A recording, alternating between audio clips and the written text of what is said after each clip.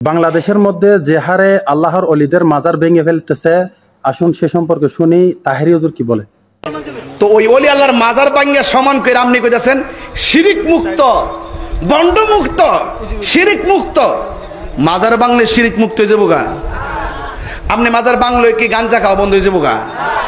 আপনি দেখতেছেন যে ওই মাজারের মধ্যে কেডা লাম্বা চুলমুল লাগায় কোনাত গিয়া কি তাকাইতেছে না খাইতেছে, এটি দেখতেছেন। আর বাংলাদেশের ভিতরে যে বহুত এই গডফাদাররা, বাবার ইয়াবার সালান কারবারের যে গডফাদাররা ব্যবসা করতেছে, হিট যাইতেরেন না, কেসিনোতে যাইতেরেন না, মদের বারের হেন যাইতেরেন না, সিনেমা হলে যাইতেরেন না, কত জায়গা দিয়ে কত সামাজিক কাজ চলতেছে, পতিতালে যাইতেরেন না, হিট দিয়ে যান না। ওলি আল্লাহর দিকে এত এত সমস্যা কি লেগা? ও বুঝতে পারছি, ওলি আল্লাহদেরকে আপনারা দুশ্মন মনে হয়। তবে মনে রাখেন, ওলি আল্লাহর বিরুদ্ধে গেলে খোদার গজব আসমান থেকে নামব। শেষ কথা, আখিরি কালাম, শেষ কালাম।